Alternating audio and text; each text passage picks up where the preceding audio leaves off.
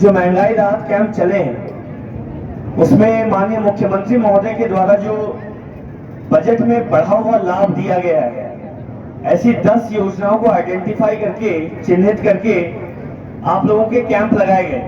लगभग 90% लोग पूरे जिले में कैंप में रजिस्टर करा चुके हैं और जैसा कि अभी आप लोगों ने हाथ उठाया, मुझे भरोसा है कि करेड़ा में भी कैंप लगे होंगे और रहूंगा। कल ही राज्य सरकार ने ये निर्णय लिया है कि ये कैंप पंचायत समिति के स्तर पर अनवरत जारी रहेंगे। तो अगर आपका कोई पड़ोसी है, परिवार का कोई व्यक्ति है जिसका पंजीकरण होना, रजिस्ट्रेशन होना छूट गया है, तो उसको आप कंप्लीट कराएं। उसको आप पंचायत समिति पर या जिला स्तर पर जिला कार्यालय में जाकर के पंजीकरण करा सकते हैं। साथ ही मैं बताना चाहूंगा, अभी पिछले साल राजीव गांधी ग्रामीण ओलंपिक हुए थे ना, बच्चों ने, बूढ़ों ने, सब लोगों ने पार्टिसिपेट किया था। बड़े अच्छे फोटोग्राफ्स आए थे। एक फोटोग्राफ आया था शायद इसी एरिया का था, जिसमें एक बूढ़ी काकी कबड्डी खेल रही थी। तो इस बार फिर से माननीय मुख्यमंत्री महोदय ने के निर्देशानुसार इसी महीने ग्रामीण ओलंपिक शुरू होंगे। मैंने जो बोर्ड दिया की वास्ते दिया कि मगर एरिया में विकास कराए, काम के वास्ते। मैं आपके जदे एमएलए पहली बनियो तो मांग गई सपा का न खोल गई। गत बार में यो अस्पताल स्वीकृत कराई, याद है आप लोग। लेकिन बताऊं अगर बाद सपा का कोई संभाल वाला मिलियो अतरा टाइम तक यो खुलो कागज में दियो, इसमें डॉक्टर भी, नर्स भी लगे, तनख्वाह भी उठी, दवाएं भी आई, लेकिन ये एरिया के लोगों के काम ना। और आपके जगह जगह मांग है लोगों की कि छोटा सफाखाना, बड़ा सफाखाना खोलो, ताकि बहन बेटी के टीका के लिए, दवाई के लिए, कोई जापा में कोई आजकल कई बीमारियां है, ये वास्ते खून की कमी होगी कदे कहीं, तो छोटी मोटी नर्स भाई जी को सफाखाना हो गए तो लोगों की मदद हो जाए। तो ये एरिया में देखियो कि आस पास में ध्यानगढ़ में ही हो सफाखाना, वहां भी पूरा डॉक्टर ना लग पाता।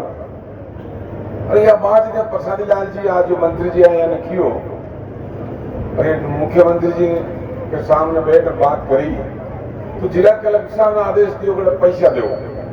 तो आज मेरी जो मीटिंग हुई थी, मैंने पैसा पास करे जी को परिणाम है कि आज इतनी बड़ी बिल्डिंग ये एरिया के लगा, बिल्डिंग ही कौन है एरिया में पहले समर्पण इसके वास्ते बोर्ड लिया, और ये उतना बड़ो काम आपके वास्ते। मंत्री जी ने लाभा को एक फायदा, मंत्री तो मैंने भी धड़ बनायो, लेकिन मैं तो घर को क्या ना, घर को पंडित जी नहीं मिले, घर का मंत्री न माने, मंत्री तो बाहर लो जी नहीं माने। तो आपने जो मंत्री जी आया तो सपा करना और कोई देवता की पूजा करा, सवा मणि रसोई करा, पाठ करी गई मांगा। तो मंत्री जी ने राज्य में राज मसान तो खेवा था, तो मंत्री जी ने बुलाया मुख्यमंत्री जी अशोक गहलोत जी, जब इन्होंने फ्री दवाइयां शुरू की, लोगों को आश्चर्य हुआ कि दवाइयां कहां से खरीदेंगे, कैसे खरीदेंगे। विपक्ष से लोगों ने भी कहा मुख्यमंत्री जी इतना पैसा कहां से लाएंगे। उन्होंने कहा कि मैं जादूगर हूं, जादू से पैसा आएगा। जब दूसरी बार मुख्यमंत्री बने और इस योजना का विस्तार किया, 5 लाख का फ्री इलाज, पूरी जांच फ्री, और बढ़ाकर उसको 25 लाख तक का इलाज आम आदमी का, गरीब का, अमीर का, सबका सरकारी अस्पतालों में फ्री दवाई मिलेगी, आपकी फ्री जांच होगी। बीमारी चाहे कितनी बड़ी आपकी क्यों नहीं हो, चाहे उसमें 25 लाख तक की लागत भी आएगी, तो आपका एक पैसा भी जनता का खर्च नहीं होगा। ये 8 करोड़ लोगों को सौगात माननीय मुख्यमंत्री अशोक जी गहलोत ने दी। हम पहले विधायक भी थे, मंत्री भी थे, रामलाल जी भी थे, हम भी नहीं सोचते थे।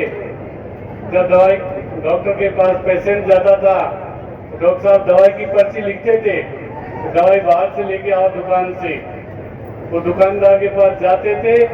आम आदमी, गरीब आदमी कहता था मेरे पास इतने पैसे नहीं है, डॉक्टर साहब आधी दवाई लिखो, आधी दवाई लिखनी पड़ती थी।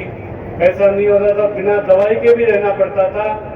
उस जमाने के में बदलाव लाने का श्रेय अगर किसी को है माननीय मुख्यमंत्री अशोक जी गहलोत साहब को है, जो आज कहीं भी जेब में पैसा भी नहीं होगा, आपके चाहे डिलीवरी हो, चाहे वो भीलवाड़ा जाके हो, चाहे वो कोटा जाके हो, कहीं हो, आपको एम्बुलेंस फ्री ले जाएगी, फ्री दवाई देगी, फ्री डिलीवरी कराएगी, फ्री पूरी जांच। अभी गरीब आदमी के हार्ट की प्रॉब्लम हो गई तो कौन उसके 2-3 लाख रुपए किसी के घर में नहीं है।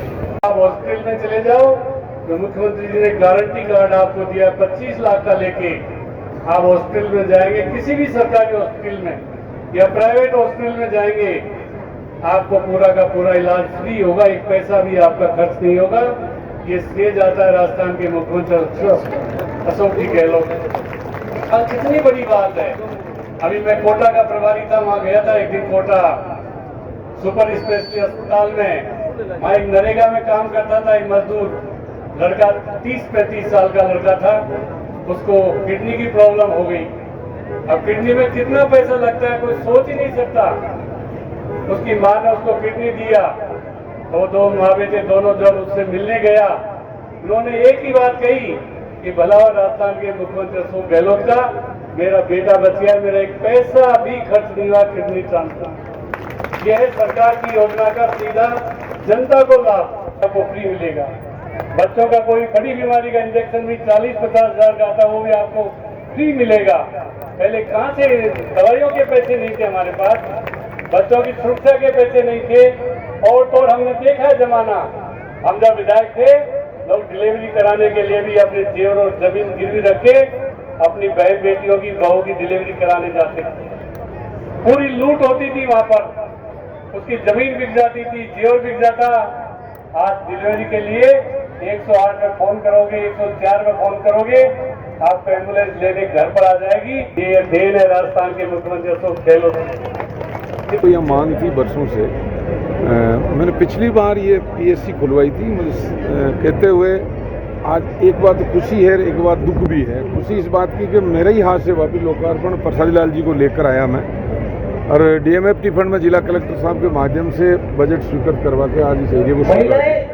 दुख की इस बात का है कि भारतीय जनता पार्टी में तरस आती, केवल धार्मिक भावनाएं भाई से भाई लड़ाने का काम करती है, इससे डेवलपमेंट का काम करती है। तो ये सौगात पहले ही मिल जाती, तो इतने साल तक वंचित रहे, तो उन लोगों की राजनीति पर मुझे शर्म आती। कांग्रेस पार्टी हमेशा अच्छा काम करती। माननीय मुख्यमंत्री जी ने शानदार, कोरोना के बाद भी शानदार व्यवस्थाएं की एरिया में, चाहे सीएससी हो, चाहे पीएससी हो, चाहे सब सेंटर हो, काफी हद तक हमने खोले हैं, सबके निर्माण हो रहे हैं।